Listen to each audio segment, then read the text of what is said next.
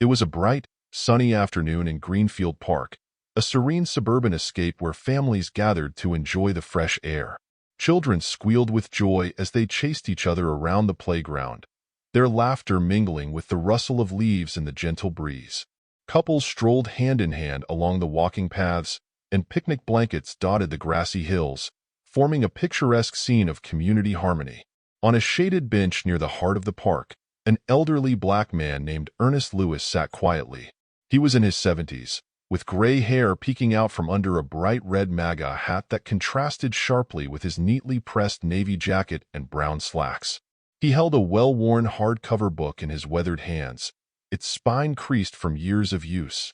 His posture was upright, and his expression serene as he read, seemingly oblivious to the occasional glances his hat attracted. The park bustled with life around him, but Ernest appeared content, absorbed in the pages of his book. For him, the park was a place of solace, a haven where he could reflect on a long life filled with challenges, triumphs, and lessons learned. The hat on his head, though divisive to some, symbolized his personal beliefs and experiences, a part of his identity he wore with quiet dignity. Across the park, Catherine Simmons stood with her golden retriever at her side. In her mid-30s, Catherine was a vocal advocate for inclusivity and social justice, traits that often earned her admiration in the community. However, when her eyes landed on Ernest and his hat, her expression darkened. The sight filled her with unease, a sharp contrast to the peace she usually felt in her favorite park. To Catherine, the red cap was more than just an accessory. It represented a worldview she deeply opposed. A familiar heat of indignation rose within her as she watched Ernest turn another page, seemingly indifferent to the impact of his presence. She tightened her grip on her dog's leash, a decision solidifying in her mind. She had to confront him. Catherine walked briskly across the park, her dog trotting alongside her. Her footsteps were heavy with determination, each one carrying her closer to the man who had, in her mind, disrupted the harmony of her favorite place. The closer she got, the more her frustration bubbled over. How could he sit there, so brazenly wearing that hat? Didn't he realize what it represented to people like her? To her, the hat wasn't just a political symbol. It was a provocation, a challenge to the values she believed her community upheld. As Catherine approached the bench, Ernest looked up briefly. His calm eyes met hers, and he offered a polite nod before returning his attention to his book. This small gesture, his quiet acknowledgement of her presence, only deepened her irritation. Catherine was expecting something else, maybe defensiveness, maybe guilt. Instead, she felt ignored, dismissed, even patronized by his apparent indifference. "Excuse me," she snapped, her voice cutting through the cheerful hum of the park. Ernest looked up again, this time raising an eyebrow. He slowly closed his book, his weathered fingers brushing the cover as if marking his place. "Yes, ma'am?" he asked, his voice soft but steady. Catherine stood stiffly in front of him, crossing her arms tightly across her chest. "That hat," she said, her tone sharp as she pointed at his head.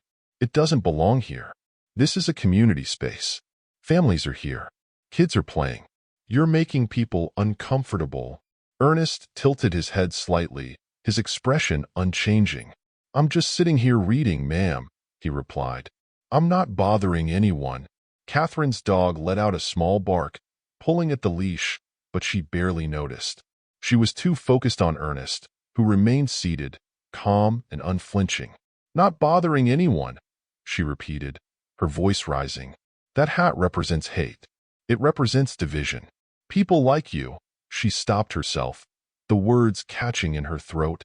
"You shouldn't wear it in public, especially not here." Ernest leaned back slightly, his hands resting on the book in his lap. He studied her for a moment, his calm gaze steady but unreadable. "I understand that not everyone agrees with what it stands for," he said, his voice measured. "But this is a free country, and I have every right to wear this hat." The simplicity of his words only made Catherine angrier. "A free country?" she shot back. "That's rich coming from someone wearing that." She gestured sharply at the hat. "It's people like you who are tearing this country apart. By now, The heated exchange had caught the attention of several parkgoers. A young couple on a nearby bench glanced over, their faces a mix of curiosity and unease. A group of teens paused their game of frisbee, some pulling out their phones to record. Catherine noticed them out of the corner of her eye but pressed on, her voice rising with each word. "You need to leave," she demanded. "Take your book, take your hat, and go somewhere else. Somewhere people like you are welcome." Ernest sighed, his shoulders rising and falling slowly. "Ma'am, I'm not going anywhere," he said, his tone firm but still calm. "I have just as much right to be here as you do." His refusal to budge only stoked Catherine's frustration. Her face flushed, and she could feel her pulse quickening. "You think you can just sit here and intimidate people?" she shot back. "Well, you can't. If you won't leave, I'll make sure someone comes to make you leave." Ernest didn't respond immediately. He leaned forward slightly, folding his hands over his book, and looked up at her with a calm that seemed unshakable. "Ma'am, if you feel that strongly about it, do what you feel you need to do," he said. His words felt like a challenge to Catherine, though they were delivered without malice. Her jaw tightened as she pulled her phone from her pocket. The teens recording nearby nudged each other, murmuring excitedly as they captured the escalating confrontation. Catherine dialed 911, her fingers trembling slightly as she pressed the numbers. Her voice, however, was steady as she spoke. "Yes, hello," she said, her words loud enough for those nearby to hear. "I'm at Greenfield Park, and there's a man here being aggressive. He's making people uncomfortable, and he refuses to leave." Ernest watched her calmly, his expression unchanged. He leaned back against the bench and sighed softly, his eyes briefly scanning the growing crowd of onlookers. "I'll wait here," he said quietly. The minutes that followed felt heavy, the air around them thick with tension. The sound of distant sirens began to rise, and the small crowd murmured in anticipation. Some looked at Catherine with approval, nodding in solidarity with her stance. Others, however, shook their heads or whispered among themselves, clearly disapproving of how the situation was unfolding. Ernest sat quietly on the bench, his hands folded over his book as the sirens grew louder.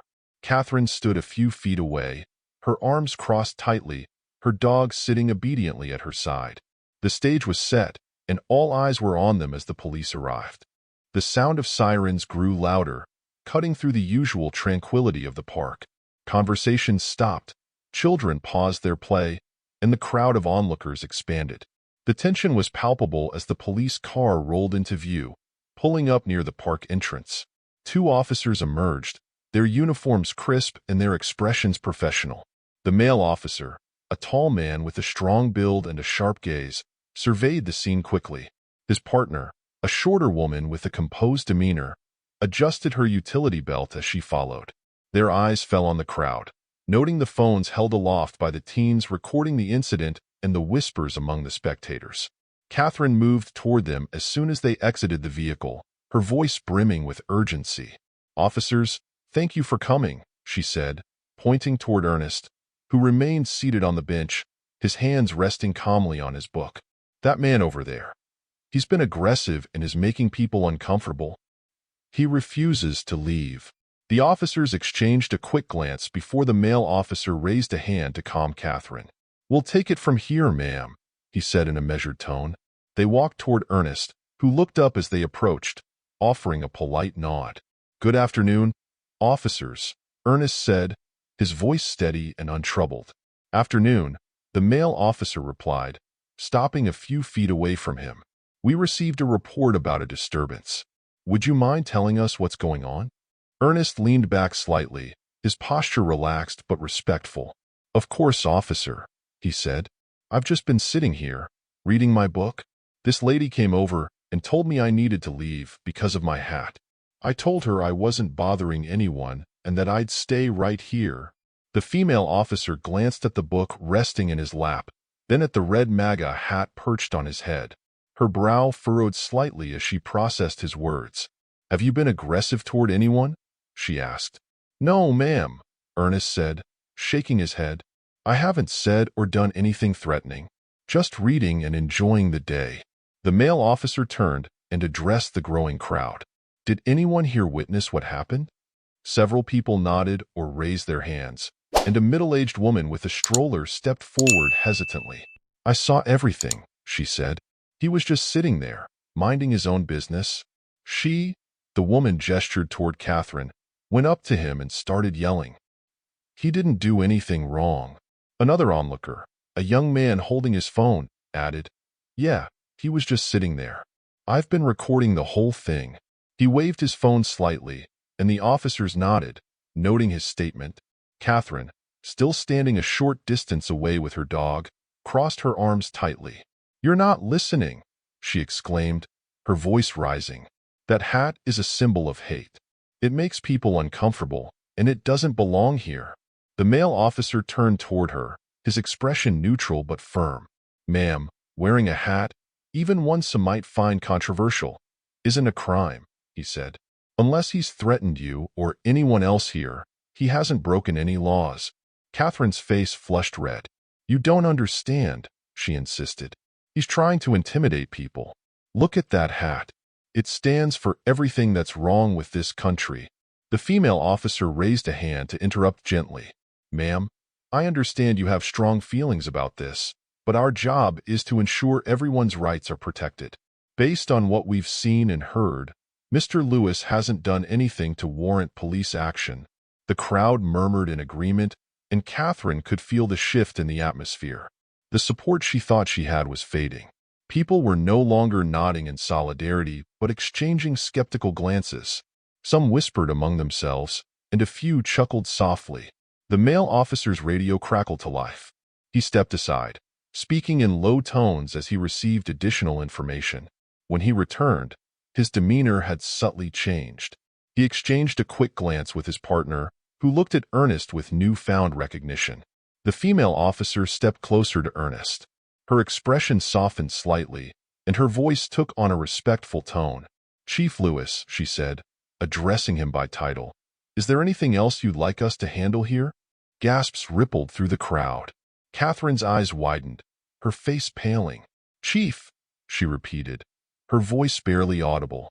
Ernest stood slowly, brushing off his slacks. He adjusted his hat before meeting Catherine's stunned gaze. Yes, ma'am, he said calmly. I'm Chief Ernest Lewis, head of the district's police department. The crowd erupted into murmurs and whispers, many people exchanging looks of shock and disbelief. Some laughed softly, unable to contain the irony of the situation. Phones were raised again, capturing the moment as Catherine stood frozen, her mouth opening and closing like she was searching for words that wouldn't come. The male officer addressed the crowd, his voice firm but composed. There's no further action required here. Chief Lewis is within his rights to be here, just like anyone else. Ernest turned his attention to Catherine, his gaze steady but not unkind. I hope this has been a learning moment for all of us, he said, his voice carrying across the now silent park. We shouldn't judge people by appearances or make assumptions based on what they wear. Everyone has a right to be treated with respect.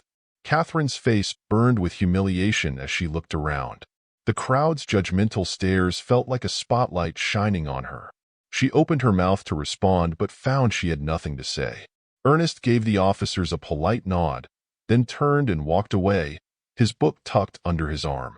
The crowd parted to let him pass, their eyes following him until he disappeared down the path. Catherine remained rooted to the spot, the weight of her actions crashing down on her. The laughter and murmurs of the crowd echoed in her ears as she realized how profoundly she had misjudged the man she had confronted. The murmurs of the crowd swelled as Ernest walked away, his red MAGA hat still perched firmly on his head. The irony of the situation hung in the air, palpable and undeniable. Phones were raised high, recording the aftermath of the confrontation for posterity. Some onlookers chuckled softly, while others whispered incredulously to one another. Catherine stood frozen, her dog tugging gently at the leash. She stared at the path where Ernest had disappeared, her mind reeling from the revelation. Chief Ernest Lewis. The words echoed in her head, replaying like a broken record. She had just called the police on the head of the police department.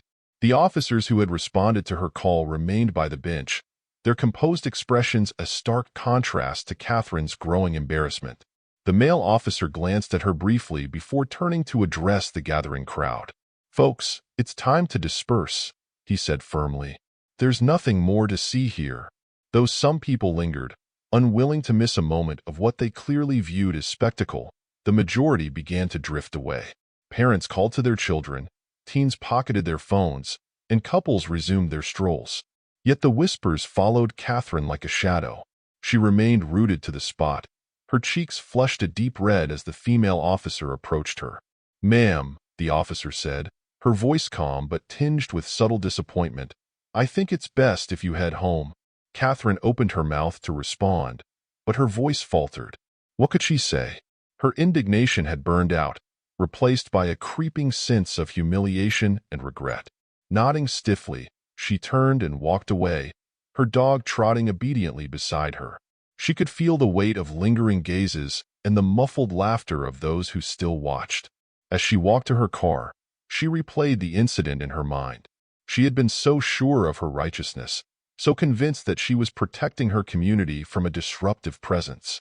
But now, the truth was glaringly clear. She had let her assumptions and emotions cloud her judgment, and the consequences were unfolding before her eyes. By the time Catherine reached home, her phone was already buzzing with notifications. News of the confrontation was spreading quickly, thanks to the teens who had filmed the incident and uploaded it to social media. She hesitated before unlocking her phone, dreading what she would find. When she finally opened the app, her worst fears were confirmed. Clips of the confrontation had gone viral, accompanied by captions like, "Karen calls cops on the police chief because of his hat. MAGA hat versus Karen. The most ironic park confrontation ever. Local woman tries to kick police chief out of a park." The videos captured everything. Her initial approach, her heated accusations, Ernest's calm responses, and finally, the officers addressing him as Chief Lewis. The most damning moments, the disbelief on her face and the crowd's laughter at the reveal, were replayed over and over in different clips. The comment sections were flooded. "How do you not recognize your own police chief? Imagine thinking you're the good guy and ending up like this. Props to the chief for handling this with so much class." Others were harsher, filled with mocking nicknames and insults. Catherine's heart sank as she read through the comments, her embarrassment deepening with each one. The fallout spread quickly. By the next morning, local news outlets had picked up the story. Catherine's name wasn't explicitly mentioned in most reports, but anyone who had been at the park or watched the videos knew exactly who she was. Her neighbors began to look at her differently. Some were polite but distant, offering terse greetings when they saw her. Others openly avoided her, crossing the street or turning away when she approached. Even her friends were divided. Some expressed sympathy for what she was going through, while others distanced themselves, unwilling to be associated with the growing controversy. Catherine felt like a pariah. The world she had once moved through with confidence now seemed alien and unwelcoming. The humiliation was unbearable, but it also forced Catherine to confront the deeper issues behind her actions. Sitting alone at her kitchen table one evening, she stared at her phone, rewatching the videos of the confrontation. For the first time, she saw herself as others must have seen her, angry, accusatory, and unwilling to listen. Her gaze shifted to Ernest in the video. His calm demeanor stood in stark contrast to her own behavior. Despite her accusations, he hadn't raised his voice, hadn't lashed out. Instead, he had shown patience and restraint, qualities she realized she had completely lacked. She thought about what the female officer had said. "Our job is to ensure everyone's rights are protected." That included Ernest's right to sit in the park wearing a hat, no matter how she felt about it. For the first time, Catherine acknowledged the possibility that she had been wrong. She had allowed her assumptions about Ernest's hat to dictate her actions, failing to consider who he was as a person or why he might be wearing it. Catherine knew she couldn't undo what had happened, but she felt a growing need to make amends. The next morning, after much deliberation, she called the local police department and asked to speak with Chief Lewis. The receptionist who answered the phone hesitated before responding. "May I ask what this is regarding?" the woman asked. Catherine's voice wavered as she replied, I need to apologize for what happened at the park. The receptionist's pause was almost imperceptible, but Catherine could sense the weight of judgment in the silence. Finally, the woman said, I'll pass your request along, ma'am. Please hold. After a few tense minutes, Catherine was informed that Chief Lewis would meet with her in 2 days. When the day of the meeting arrived, Catherine found herself seated in a small, quiet room at the police station. Her palms were sweaty, and her heart raced as she waited. She rehearsed her apology in her head, trying to find the right words to convey her remorse. The door opened, and Ernest entered. He was dressed in plain clothes, his hat absent, but his presence was commanding nonetheless. He nodded politely and took a seat across from her. Thank you for agreeing to meet with me, Catherine began, her voice trembling. Ernest folded his hands on the table and regarded her calmly. I'm here, he said simply. Catherine took a deep breath. I want to apologize, she said, her words tumbling out in a rush. Not just for what happened at the park, but for the way I judged you without knowing anything about you. I acted out of anger and ignorance, and I was wrong. Ernest listened intently, his expression thoughtful. When she finished, he nodded slowly. We all make mistakes, he said. What matters is whether we learn from them. His voice was gentle, but his words carried weight. Catherine felt tears prick her eyes as he continued. I hope this experience has taught you something, not just about me, but about assumptions, respect, and how we treat others. Catherine nodded, her voice thick with emotion. It has, she said. I promise to do better. I'm sorry. Ernest offered a small, understanding smile. That's all anyone can ask for, he said. We can't change the past, but we can choose how we move forward. As they shook hands, Catherine felt a sense of relief. She still had a long way to go, but this was a start, a step toward making things right. The meeting with Chief Ernest Lewis stayed with Catherine long after she left the police station. His calm words and measured response to her apology replayed in her mind, their significance sinking deeper with each passing day. The confrontation at the park had been a public spectacle, but the lessons it taught her were deeply personal. She had seen herself at her worst, angry, judgmental, and unwilling to listen, and it was a version of herself she never wanted to become again. Catherine knew that acknowledging her mistakes wasn't enough. If she truly wanted to change, she needed to take meaningful steps to grow. The first and most difficult step was facing the community she felt she had let down. Catherine began her efforts by reaching out to her neighbors, starting with the people she knew best. One by one, she apologized for the events at the park and for the embarrassment her actions had brought to their tightly knit community. Some people accepted her apology graciously, offering words of encouragement. Others were less forgiving, their responses curt or dismissive. Though the mixed reactions stung, Catherine understood she couldn't force people to see her differently overnight. Trust, she realized, had to be earned, and she was prepared to put in the effort to rebuild it. Hoping to broaden her understanding of others' perspectives, Catherine began volunteering at local community events. She joined an initiative that organized neighborhood cleanups and outreach programs. The work brought her into contact with people from diverse backgrounds, people she had once viewed through the lens of her assumptions. At first, the interactions were awkward. Some people recognized her from the viral video and gave her wary looks, while others were curious about why she was there. Catherine persevered, using the opportunities to listen more and speak less. She started attending workshops on bias and empathy hosted by the town's Diversity Council, hoping to uncover the roots of her own prejudices. The workshops were eye-opening. Catherine learned how unconscious biases could shape perceptions and how easy it was to misjudge someone based on a single attribute, like a hat. She reflected on her own life, realizing that her passionate beliefs had sometimes blinded her to the humanity of others. Weeks passed before Catherine worked up the courage to return to Greenfield Park. The memories of that day still loomed large, but she knew she couldn't avoid the place forever. When she arrived, the park was as lively as ever. Children played on the swings, families spread out picnic blankets, and joggers passed by with earbuds in. As she walked along the path, she passed the bench where Ernest had sat during their confrontation. The sight of it brought a flood of emotions, shame, regret, but also a quiet resolve. She paused, taking a deep breath as she looked at the empty seat. It was just a bench, she reminded herself, but it had become a symbol of everything she was working to change about herself. Catherine sat down, running her hand along the weathered wood. She thought of Ernest and the grace he had shown her, even when he had every right to dismiss her apology. His words echoed in her mind. We all make mistakes.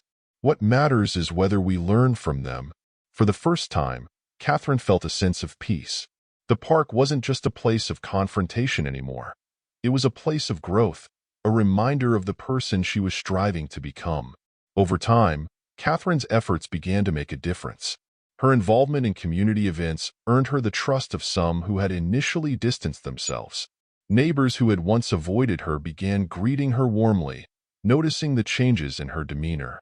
She became an advocate for dialogue and understanding, using her experience at the park as a cautionary tale.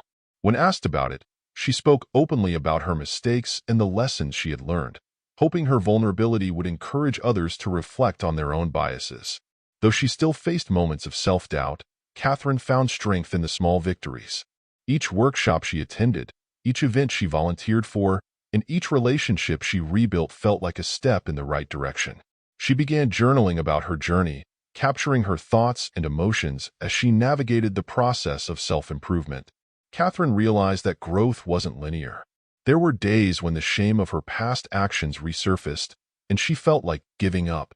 But then she would remember Ernest's calm smile, the understanding in his eyes, and the hope in his words. We can't change the past, he had said, but we can choose how we move forward. By the time summer turned to fall, Catherine had become a different person. She wasn't perfect, she knew that, but she was trying. The incident that had once been a source of humiliation had become a catalyst for transformation. On a crisp autumn morning, Catherine found herself back at Greenfield Park, walking along the path where she had first confronted Ernest. She noticed a family setting up a picnic, a young man jogging past, and a group of children playing tag. It was the same park, but it felt different to her now. This time, she wasn't walking in judgment or anger. She was walking in gratitude, for the lessons she had learned, for the people who had challenged her, and for the chance to do better. Sitting on the same bench where Ernest had once sat, Catherine smiled to herself. She wasn't defined by the mistakes of her past. She was defined by how she chose to grow from them. And she had chosen to grow. Ernest Lewis rarely thought much about the small details of his daily life that seemed to draw attention, but the incident at Greenfield Park had lingered in his mind longer than most. As the chief of police, he had dealt with public disputes, media scrutiny, and the occasional viral moment. Yet, this encounter was different. It wasn't just about a disagreement or a misunderstanding. It was about the assumptions people make and the walls they build between one another. In the days following the confrontation, Ernest reflected not on Catherine's anger but on her humanity. He didn't see her as a villain or even as someone who needed to be shamed. Instead, he thought of her as someone caught in the same struggles that many faced: misunderstanding, fear, and a lack of empathy. Back at the police station, Ernest used the incident as a learning opportunity for his officers. In a department-wide meeting, he spoke not about Catherine specifically but about the broader lessons to be drawn. We're not here just to enforce the law, he told them. We're here to uphold the values of this community, which include patience, understanding, and respect. Even in the face of conflict, he shared how the confrontation had unfolded, emphasizing the importance of composure, especially in moments of public tension. The way we respond matters, he said, not just for the individuals involved, but for the example we set for others watching. The officers who had been present at the park shared their experiences, noting how quickly the situation had shifted once Ernest's identity was revealed. They discussed the fine line between addressing legitimate concerns and respecting the rights of all parties, even when emotions ran high. Ernest encouraged his team to take these lessons into their daily work. It's not just about preventing situations from escalating, he said. It's about leaving people better than we found them, even when they're at their worst. The incident sparked broader conversations in Greenfield. At local events and town meetings, residents began discussing topics that had long simmered beneath the surface. The assumptions people made about others, the symbols they attached to certain ideas, and the challenges of navigating differences in a small, tight-knit town. Some saw the confrontation as a cautionary tale, a reminder of the importance of measured responses and the dangers of snap judgments. Others viewed it as an example of how civility and patience could de-escalate even the tensest situations. Ernest made a point to attend these discussions, not as a central figure, but as a listener and occasional participant. When asked about his role in the incident, he was humble. "I was just a man in a park that day," he would say. The real story is about what we all learned from it. Unknown to many, Ernest had kept an eye on Catherine's efforts to rebuild her standing in the community. He had heard about her volunteering and her involvement in workshops, and though he had no direct involvement, he quietly respected her determination to change. One afternoon, Ernest attended a community cleanup event where Catherine was volunteering. She was hauling bags of trash with a small group when she noticed him nearby. Her first instinct was to shrink back, unsure of how he would react to seeing her again. But Ernest gave her a small nod and a warm smile. "That's good work you're doing," he said as he passed. Catherine's chest tightened with emotion. It wasn't much, but those words carried a weight that reassured her she was on the right path. The incident at the park became more than a moment of viral fame. It became a catalyst for change within the community. Inspired by the conversations it sparked, the town launched initiatives aimed at fostering greater understanding among residents. Schools implemented programs on empathy and bias, and the local library hosted a series of talks on civil discourse. Ernest was a key speaker at many of these events. He never mentioned Catherine by name, but the story of the park confrontation was woven into his message.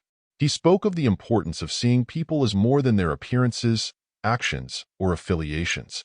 "We're all more alike than we think," he often said. "But we'll never know that unless we take the time to listen." In quieter moments, Ernest thought about what the park had always represented to him: a place of peace, reflection, and community. The bench where the confrontation had occurred remained his favorite spot, and he continued to visit it often, always with a book in hand. He didn't stop wearing his red MAGA hat, though he understood better now how it might provoke reactions. For him, the hat was a symbol of his personal beliefs and experiences, not a weapon or a statement meant to divide. He hoped that, over time, the people around him would come to understand that symbols, like people, often carried more complexity than they seemed at first glance. Several months later, Ernest and Catherine crossed paths again, this time at a town hall meeting on fostering community dialogue. Catherine had joined as a volunteer, helping to organize the event. As the meeting ended, Catherine approached Ernest hesitantly, unsure if he would even remember her. "Chief Lewis," she began, her voice tentative, "I just wanted to thank you for how you handled everything that day and for the work you've been doing since." Ernest smiled warmly. "It's not just my work," he said. "We're all part of this community, and it takes all of us to make it better." Catherine nodded, feeling a sense of closure she hadn't expected. She extended her hand, and Ernest shook it firmly.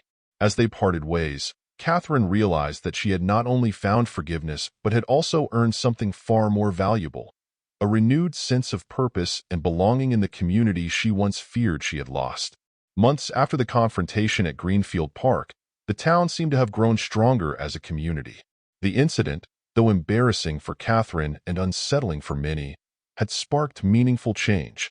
Conversations that were once whispered or avoided now took place openly, with residents striving to understand one another. The story of Chief Ernest Lewis and Catherine Simmons had become a local parable, a reminder of the dangers of judgment and the power of empathy. For Catherine, her journey was ongoing.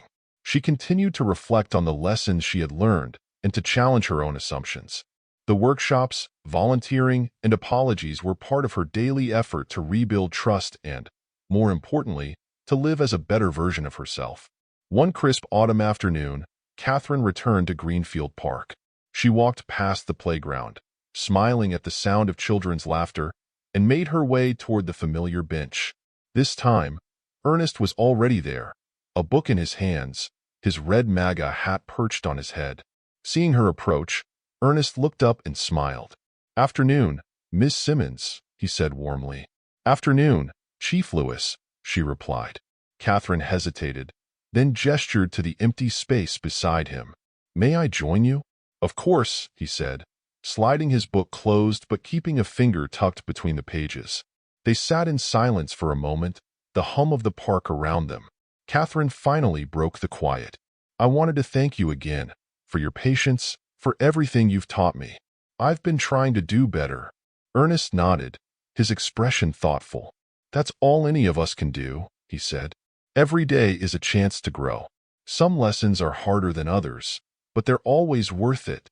As the afternoon sun cast golden light across the park, they talked, not about politics or the past, but about their shared hope for a kinder, more understanding community.